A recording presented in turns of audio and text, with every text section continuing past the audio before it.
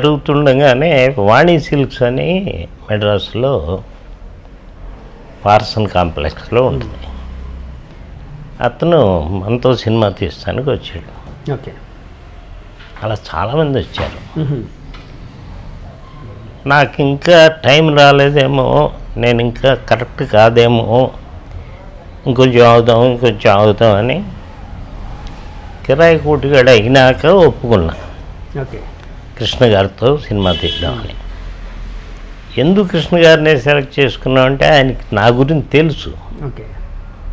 So ఆయన తొందరగా అర్థం చేసుకుంటాడు. ఇంకోళ్ళ దగ్గరికి వెళ్ళి తెలుసుకుని నా గురించి అన్నీ వేస్ట్ అని ఇలా. అప్పుడు నటశేఖర్ సవాలని ఓ స్క్రిప్ట్ తయారు చేసి రెడీ చేశాను. అప్పుడంతా ఆల్మోస్ట్ ఆల్ మేము చేసుకునేవాళ్ళం. మాకు రైటర్స్ కోఆపరేట్ చేస్తానికి సాయినాథ్ ఇలాంటి వాళ్ళు ఉండేవారు. వాళ్ళ హెల్ప్ తీసుకుని స్క్రిప్ట్ చేసుకునేవాళ్ళం. పైగా నాయుడు గారు అబ్బాయి అయిన కాడి నుంచి సత్యమూర్తి గారు మాకు బాగా పెట్టు. ఆల్మోస్ట్ ఆల్ సాయంత్రం 5 అయితే ఆయనతోనే నైట్ 10 దాకా స్పెండ్ చేస్తాం. అప్పుడు దేవిశ్రీ ప్రసాద్ వాళ్ళ అబ్బాయి సాగర్ అంతా చిన్న పిల్లలు స్కూల్కి పోయారు. సో వాళ్ళ సిస్టర్ కూడా ఉండేవారు. సో లైఫ్ స్మూత్గానే ఉంది. ఫస్ట్ పిక్చరు కృష్ణ గారు అనుకుంది. ఆయన ఎందుకో ఒక బిక్కిని సాగర్ ఓ పని చేయి, నువ్వు నరేష్తో సినిమా చేయి ఫస్ట్, నేను కొంచెం బిజీగా ఉన్నా కదా, నీకు డేట్స్ లేట్ అవుతాయి. అలాగే అండి. అప్పుడు అసలు మనం ఏ సినిమా తీయాలి? అప్పుడు నరేష్, విజయశాంతి వీళ్ళందరితో తీస్తే ఓ 5 lakhs అవుతుంది. 5 lakhsలో అయిపోయింది. ఫస్ట్ కాపీ వచ్చేస్తాయి. ఓకే. రెగ్యులర్ సిటీలో బేస్డ్ కథలు అంటే నాకేంటి పేరు వస్తుంది అని చెప్పి ఫారెస్ట్ అడ్వెంచరస్ మూవీని సెలెక్ట్ చేసుకున్నా. దాని పేరు రాకాశలోయ. రాకాశలోయ. మేము చిన్నప్పుడు చందమామలో చదివేవాళ్ళం రాకాశలోయ అని. ఆ బొమ్మలు అవి చాలా ఇంట్రెస్టింగ్గా ఉంటాయి. అంత చేయలేకపోయినా కొంత చేద్దామని ఏదో ఆలోచించేసి, సృష్టిలో దేవుడు 3 రకాల మనుషుల్ని సృష్టిస్తాడు. ఒకరిని విలేజ్లో బతకమంటాడు, ఒకరిని సిటీలో బతకమంటాడు, ఒకరిని డీప్ ఫారెస్ట్లో బతకమంటాడు. సిటీలో ఉన్నడికి కొంచెం బ్రెయిన్ ఉంటుంది, క్రూయల్ మెంటాలిటీ కూడా ఉంటుంది. ఆ విలేజ్లో వాళ్ళకి పాపం ఏం తెలియదు, అమాయకత్వం, ఇన్నోసెన్స్. ఇంకా డీప్ ఫారెస్ట్లో ఉండే వాళ్ళకి అసలు ఎవరు కనపడినా మనల్ని చంపడానికి వస్తున్నారేమో అని వాళ్ళే వీళ్ళని చంపేస్తూ ఉంటారు. అసలు దేవుడు ఎందుకు ఇట్లా ముగ్గురిని 3 రకాలుగా పుట్టించాడు అనే అంశం మీద తీసుకుని రిఫార్మ్ చేసి ఒక మంచి కమర్షియల్ సినిమా చేశాను. అప్పుడే బుట్టాయిగూడెంలో ఒక విలేజ్ సెట్ వేసాను. మళ్ళీ డీప్ ఫారెస్ట్లోకి వెళ్తే రాక్స్ మధ్యన, చెట్ల మధ్యన, చెట్ల పైన ఇళ్ళు వేసాను. ఈ రాకాసి మనుషులు అక్కడ ఉంటారు.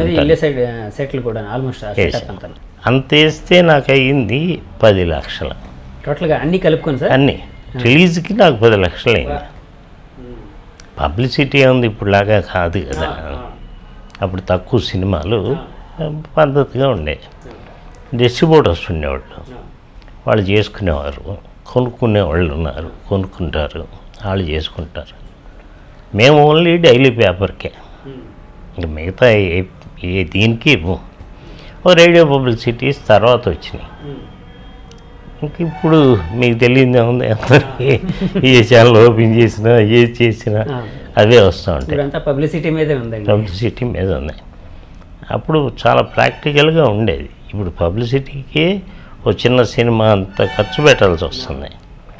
మరి నిజంగా అవసరం లేదు, ఎందుకు చేస్తున్నారు నాకు అర్థం కావట్లా. ఈ మధ్య ఒక ఆర్టికల్ కూడా చదివానండి, ఎవరో రాసింది. యాక్చువల్గా తెలుగులోని, సౌత్లోని, అంటే దాన్ని పూర్తిగా యాక్సెప్ట్ చేయలేను నేనైతే. యాక్చువల్గా అద్భుతమైన సినిమాల కంటే కూడా వచ్చిన సినిమాల్ని జనానికి ఈ సినిమా హిట్ అవుతుంది అని పబ్లిసిటీ పరంగా ఒక మైండ్ సెటప్ చేసి సినిమాలు హిట్ చేస్తున్నారు అని ఒక ఆర్టికల్ ఏదో చదివాను. అందులో నిజం ఎంత ఉందంటారండి? నిజం తక్కువ.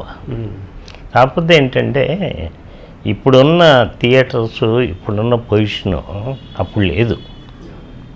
అప్పుడు మీ సినిమా మాకండి, మా సంజయ్ థియేటర్లో వేస్తాం, మేము 2 లక్షలు ఇస్తాం అంటారు. వాడికి పాపం 1.5 లక్ష వస్తుంది, 50,000 పోగొట్టుకుంటాడు.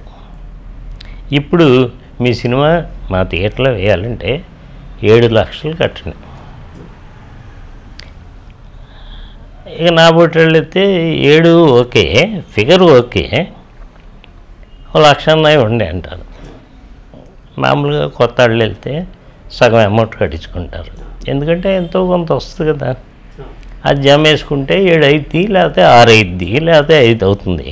సర్లే ఇంకా ఎంత కట్టినాడు ప్రొడ్యూసర్ పాపం అని వాళ్ళు వదిలేస్తారు.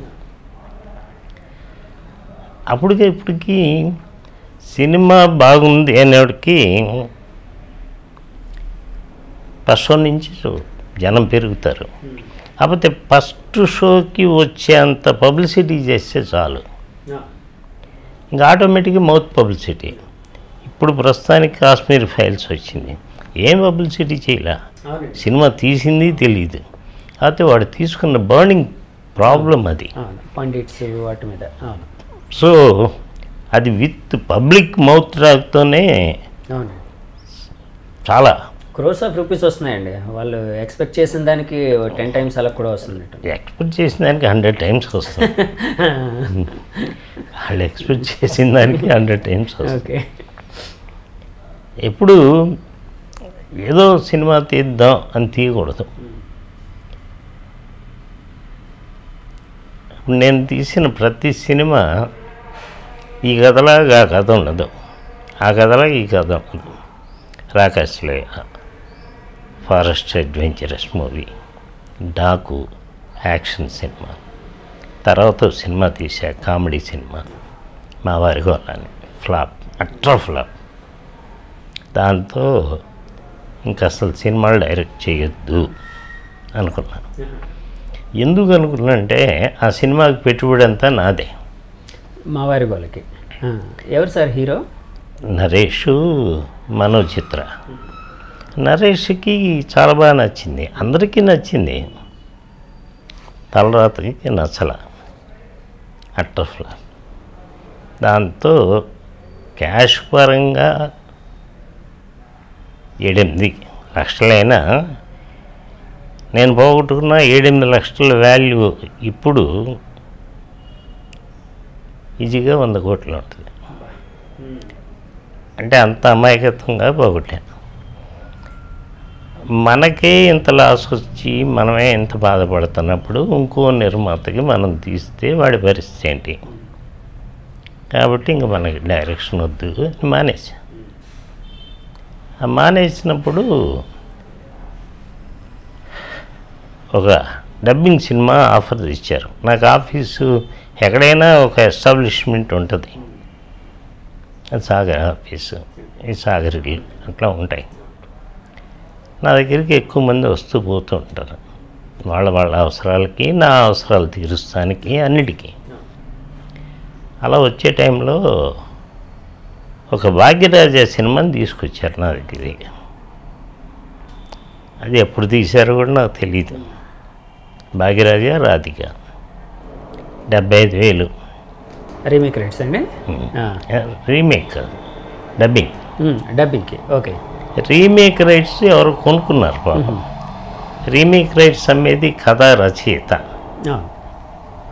అప్పట్లో. ఇప్పుడు అది లేదు కదా సార్. ఇప్పుడు రాయల్టీ ఏదో ఇస్తామని అగ్రిమెంట్లో రాసుకుంటే ఉంది, లేకపోతే అది కూడా లేదు కదండి. అవును. కొన్ని రాఘవేంద్ర గారు వచ్చినాక డైరెక్టర్కి ఒక పర్సంటేజీ, రైటర్కి ఒక పర్సంటేజీ, ప్రొడ్యూసర్కి ఒక పర్సంటేజీ అని పెట్టారు. ఓకే. అక్కడి నుంచి అలా 33 పైసలు, 30 పైసలు, 30 పైసలు, 40 పైసలు అలా పెట్టుకున్నారు. రీమేక్ చేసేటప్పుడు రీమేక్. ఓకే. ఆ రీమేక్ దేన్ని బట్టి చేస్తాడు? వీడి సినిమాని బట్టి, ప్రొడ్యూసర్ తీసిన సినిమాని బట్టి చేస్తాడు. సో ప్రొడ్యూసర్కి 40%. రీమేక్ చేసే లెవెల్కి ఎవరు సినిమా తీశారు? డైరెక్టర్. ఆయనకి 30%. అసలు ఈ కథను ఈ కథ తయారు చేసిన అతనికి 30%. Intellectual property. అట్లా పెట్టుకుని కొంతకాలం జరిగింది. ఇప్పుడు అవసరం లేకుండా పాన్ ఇండియా మూవీస్ వచ్చేసినాయి. సినిమా ఫీల్డ్లో ఎప్పుడు బండి వెళ్తున్నంతసేపు వెళ్తూ ఉంటుంది, ఆగిపోతే అది స్టక్ పక్కాగా ఆగిపోతుంది. వెళ్ళేది అలాగే వెళ్తుంది. నాతో పెద్ద పెద్ద రైటర్స్, పెద్ద పెద్ద డైరెక్టర్స్ నేను కారు కొనుక్కోగలనా అని అడిగేవారు. కార్ ఏంటి సార్ చాలా కొంటారు మీకున్న టాలెంట్కి? కోదండరామిరెడ్డి గారు అంబాసిడర్ కార్ నేను కొనుక్కోగలనా అని మీతో అనేవారట కదండి. అవును, భలేవారే సార్, టాలెంట్ ఉంది చేస్తారు. నిజంగా ఉండేది ఆయనకి ఏదైనా ఒక సీన్ ఇచ్చి తీయమంటే మటుకు ఉతిగా ఆరేస్తాడు. ఆ సీన్ ఆయనకి ఇచ్చేవాడు కావాలి. నాకు ఇది కావాలని ఆయన పాపం ఎప్పుడు అడగడు. మనం ఇదిగోండి సార్, అది సార్ ఈ రైటర్ చెప్పాడు ఇది అది అంటే ఇంక దాన్ని అసలు మన ఊహలకు అందరి లెవెల్లో తీస్తాడు. బాగా తీస్తారు ఆయన లైఫ్ని చాలా ఈజీగా, చాలా సరదాగా, చాలా స్పోర్టివ్గా తీసుకుని చాలా ఎక్స్ట్రాడినరీగా తీస్తాడు. ఆర్టిస్టులు కూడా చాలా ఇష్టపడతారు ఆయన్ని. చిరంజీవి గారికి ఎక్కువ ఇష్టం అనుకుంటా కదండి. చాలా ఆయన ఎవరిని హర్ట్ చేయడు. ఇప్పుడు కూడా నన్ను సాగర్ అండవు ఏం బాయ్ ఎలా ఉన్నావు సొంత మనిషిని పిలుస్తున్న ఫీలింగ్ వస్తుంది. సో అక్కడి నుంచి సార్ ఇప్పుడు అదే భాగ్యరాజ గారి సినిమా డబ్బింగ్ సినిమా వచ్చింది కదండి, తర్వాత ఏమైంది సార్? ఆ సినిమాని పాపం తెలియకుండా అమాయకులు ఒక డిజైన్ వేసారు, 25,000 ఇచ్చా అడ్వాన్స్. అజయ్ అని మా పబ్లిసిటీ డిజైనర్ ఉంటాడు, తెలుసు అజయ్ గారు. మా దగ్గర ఫొటోస్ కూడా లేవు. సరే ఆ సీన్ చూపించి స్కెచ్లు వేయించి ఒక 1/2 పేజీ పబ్లిసిటీ ఇచ్చాం. ఆ పబ్లిసిటీ అప్పే. ఆంధ్రజ్యోతిలో డబ్బులు ఇచ్చి చేయించుకునే వాళ్ళు చాలా తక్కువ మంది ఉంటారు. అన్నీ అప్పేస్తారు, తర్వాత తీసుకుంటారు రిలీజ్ అప్పుడు. క్రెడిబిలిటీ బట్టి క్రెడిబిలిటీ బట్టి అంతే ఇస్తారు. అంతే సో అప్పేసాం. పొద్దున్న అప్పు ఫోన్ నెంబరు బిజినెస్ అవ్వాలి కదా. నేను పొద్దున్న లేచేటప్పటికే ఫోన్ల మీద ఫోన్లు వస్తున్నాయి. అప్పుడు ల్యాండ్ లైన్స్ ఎవడు చేశాడో తెలియదు, అవి మౌతా ఉంటాయి. పడుకున్నాం. ఎవరో శ్రీనివాసరావు ఎవరో నైజాం డిస్ట్రిబ్యూటర్, ఆ సినిమా మనం తీసుకున్నామండి. అలాగే ఇంకెవరో అడిగారు, చెప్తాను అన్న. మీ ఫైనల్ ఆఫర్ ఎంత చెప్పండి అన్న. 6 లక్షలు అన్నాడు. సాయంత్రం చెప్తానని చెప్పేశాను.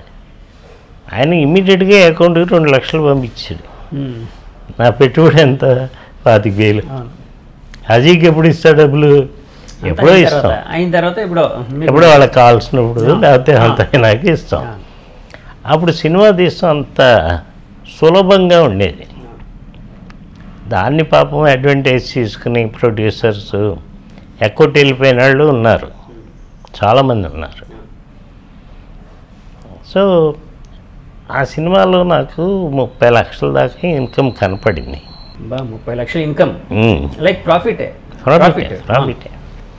నాకు మొత్తం డబ్బింగ్ చేసి పబ్లిసిటీలు చేస్తే ఒక 4-5 lakhs అయింది. అది బాగా లావిష్గా, ఎందుకంటే 30 లక్షలు వస్తుంది కదా, బాగా లావిష్గా చేస్తే 4-5 lakhs అయింది.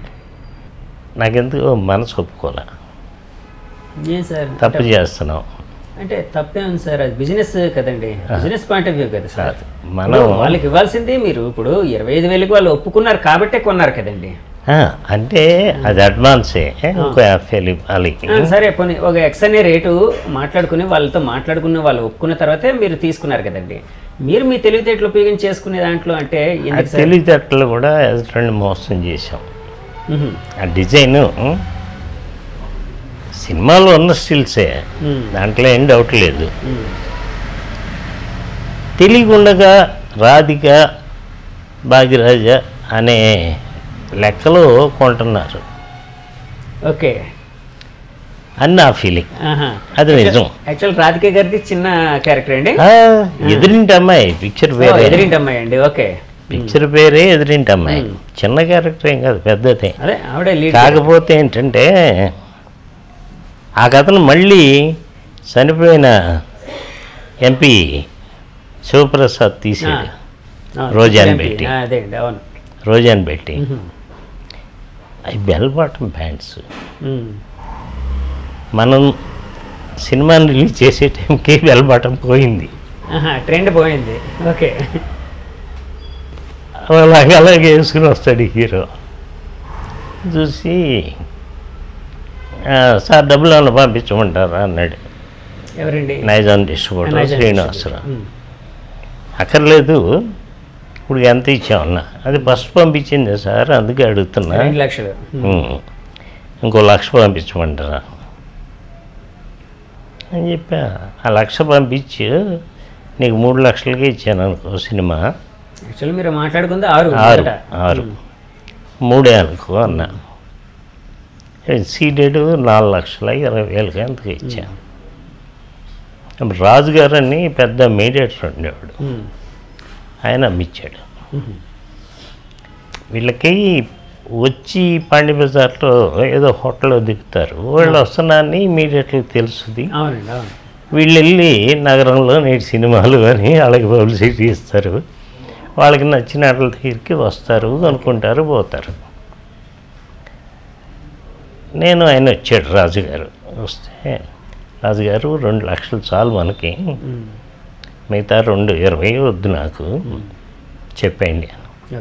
ఎలా కుదురుతుందండి, అది పద్ధతి కాదు వ్యాపారానికి, మా కమిషన్ పోద్ది కదా అన్నాడు. మీ కమిషన్ నేను ఇస్తానే బాబు, ఆయన దగ్గర 2 చాలు అని మొత్తం 15 లక్షలకి డౌన్ చేశాను. అంటే 30 లక్షలకి వెళ్ళాల్సిన దాన్ని 15 లక్షలకి డౌన్ చేశారు. ఇది అమ్మేసి అదే. అవును. వద్దని డిసైడ్ చేసి, అంటే మీకు ఒక చిన్న పర్మిట్. అవును అవును. ఎందుకంటే సంపాదించవచ్చు, నిన్ను మోసం చేసిన ఎందుకు సంపాదించాలి. ఇప్పుడు నా రాకాశలో ఉంది, సిటీ డిస్ట్రిబ్యూటరు వీరారెడ్డి గారు వచ్చారు. ఆనంద్ బాబు ఆనంద్ మోహన్ ఒకడు ఉండేవాడు. అతను ఒకప్పుడు ప్రొడ్యూసర్, పిడి ప్రసాద్తో సినిమాలు తీశాడు. నాకు అప్పటి నుంచి బాగా తెలిసిపోయింది, పిల్లలం కదా. గురువు గారితో పిడి ప్రసాద్ వచ్చి ఎన్టీఆర్ సర్కిల్స్లో ఉంటాడు. అతనితో సినిమాలు తీశాడు. తను నాశనం అయిపోయాడు. నాకు ఫోన్ చేశాడు. అప్పుడు ల్యాండ్లైన్సే కదా. ఎక్కడ ఉన్నామంటే ఆఫీస్లో ఉన్నా. ఒకసారి మా రూమ్కి రా, నీ సినిమాకి సీడీ డిస్ట్రిబ్యూటర్ వచ్చాడు, మాట్లాడదాం. సరే అని వెళ్ళా. అన్నీ పాండి బజారే, మాది వెనక స్ట్రీటు. అప్పుడు పెద్ద కార్లు హడావిడి కూడా ఉండేది కాదు, ఏదో ఆటో సైకిలు ఏదో అట్లా. నేను మా పిక్చర్కి వేసే సెట్స్ డిజైన్స్ అవి ఇవి అన్నీ చూపించాను. అన్నీ చూపించినాక ఈ ఆనంద్ బాబు కొంచెం బాగానే వాళ్ళిద్దరూ మాట్లాడుకుని 50,000 అంటున్నాడే అన్నాడు. నాకు కోపం వచ్చింది, తిట్టా. ఇప్పుడు చెప్పకూడదు, తిట్టా. వాడికి బుద్ధి లేకపోతే నీకు లేదా, నువ్వు సినిమాలు తీసి అయిపోయావు కదా, ఈ సినిమాకి ఎంత అయిందో నువ్వు గెస్ట్ చేయలేవా, తప్పు దెంగేమను. ఆడెవడైతే నాకు నా సినిమా కొనటానికి వచ్చావు, నా రేటు ఇంతే, మీ రేట్ ఎంత? 2 లక్షలకి పైసా తగను. అది 2కి ఇస్తే ఇక్కడ నేను 3కి ఇస్తా, ఆంధ్ర అంతా ఒక 5కి ఇస్తా, నా డబ్బులు నాకు వస్తాయి, నాకు లాభాలు రావు. ఏ సార్ రాకాసులో సినిమాకి అండి అది? అంటే ఆయన డిస్ట్రిబ్యూటర్ పౌరుషం ఫీల్ అయ్యాడు. 50,000 అడిగాడని వీడు చెప్పాడు కదా, వీడు 50,000 ఇప్పిస్తా అని చెప్పాడు అడిగి. ఓకే ఓకే, నేను ఇప్పిస్తాను, నా కమిషన్ ఎంత ఇవ్వండి అని మాట్లాడుకున్నాడు. నా మాటలకి ఆయన రెడీ, నేను రెడీయే కదా, నీకు ఎంత భయ కావాలి అన్నాడు. 2 లక్షలకి రూపాయి తగ్గింది సార్ అన్నా. 2 lakhs ఓకే డన్ అని 50,000 ఇచ్చి వెళ్ళిపోయాడు. అప్పుడంతా అగ్రిమెంట్స్ అన్నీ చేసుకోం, తర్వాత ఎప్పుడో చేసుకుంటాం. ఈ ఆనంద్ మోహన్ సాగరు 50,000 అంది 2 లక్షలకి అమ్మాడు. అంటే నేను ఎలా అమ్ముతాను? నాకు 10-11 లక్షలు అవుతుంటే నీ సీడెడ్కి 50,000కి ఇస్తానా? ఇవ్వలేరు కదండి. పైగా నరేష్, విజయశాంతి ఇవాళ గొప్పళ్ళు అవ్వచ్చు, ఒకప్పుడు వాళ్ళు ఆర్టిస్టులుగా. అరుణ, ముచ్చర్ల అరుణ వాళ్ళకి 10,000 ఇచ్చా, 15,000 ఇచ్చా ఓ పిక్చర్కి. అవునండి. But fight master Raju actor come fights లావుగా ఉండేవారు, చనిపోయాడు. నా ఫ్రెండ్ మొగుడు తను, ఆయన మిస్సెస్ మీ ఫ్రెండ్ అండి? నా క్లాస్మేట్. పైగా వాళ్ళ ఫాదరు, మేమంతా కలిసి అసిస్టెంట్స్గా పనిచేసాం. ఎవరండి? రాజు ఫాదర్. రాజు వాళ్ళ ఫాదర్ గారు. ఆయన పెద్ద ఫైట్ మాస్టర్, రామారావు గారి సినిమాలు అన్నీ చేసేవాడు. సో అభిమానం ప్లస్ బ్రాటప్ అంతా నాది చెన్నై కాబట్టి అందరూ ఎక్కువ పరిచయాలు. సో దాంట్లో మన డబ్బు మనకు వచ్చింది, సినిమా బాగా ఆడింది. ఎవరో నైజాం డిస్ట్రిబ్యూటర్ అన్నారు, సెకండ్ హాఫ్ ఒక సాంగ్ ఏంటండి 2 పెట్టాలి కదా, నువ్వు పెట్టాలంటున్నావు కదా, నేను ఫస్ట్ కాపీ తీసి చూపిస్తాను, ఇక్కడ పెట్టచ్చు అని చెప్పు, పెడదాం అన్నా. అంటే అప్పట్లో డిస్ట్రిబ్యూటర్లు కూడా ఇట్లాగా, అంటే వాళ్ళ సలహాలు తీసుకోవడం లేకపోతే వాళ్ళు అడిగేయడం ఇవన్నీ జరిగేది కదండి, ఇప్పట్లాగా ఉండేది కాదు. అప్పుడు అసలు జయమాలిని, జ్యోతిలక్ష్మి ఉందంటే కొనటానికి వచ్చేవారు. మామూలుగా హీరోయిన్ వేలు చెప్తే వాళ్ళకి ఎక్కే కావు. వాళ్ళు జయమాలిని ఉందా, జ్యోతిలక్ష్మి ఉందా, లేరు సార్ అటు వెళ్ళిపోయాడు. అది సెకండ్ హాఫ్ చూశారు. లేదు లేబాయ్ నువ్వు ఉంది కరెక్ట్ పెట్టలేము అన్నారు. ఎక్కడ పెట్టినా అతికించినట్లు ఉంటుంది. అవునండి, అవును. అడు హిందూ పేపర్ అడు రాశాడు, even though the picture socks in the second half the director is maintain full grip with tempo అని. అంటే మీ ఫస్ట్ సినిమాకి కాంప్లిమెంట్ వచ్చింది హిందూ పేపర్ వాడు. అది అప్పుడంతా బాగుండేది. అవునండి, అప్పుడు అలా ఉండేది సార్. సినిమా అనాలిసిస్ అంటే చాలా క్రెడిబిలిటీ ఉండేది. అవును, అప్పట్లోనే. అది నిజమే. సెకండ్ హాఫ్ క్లైమాక్స్ బిఫోర్ ఒక సాంగ్, అది అందరూ వస్తానికి దానికి బీజిఎమ్స్లో కుక్కలు వస్తానికి, గాడిదలు వస్తానికి ఏదో పెట్టాం స్కీమ్. అందరూ ఇక్కడ చేరుకున్నాక పెద్ద ఫైటు, గొడవ, డైలాగ్స్ ఏదో ఉంటాయి. అలా సినిమా మంచి కమర్షియల్ హిట్, మంచి కమర్షియల్ హిట్. సార్ ఇప్పుడు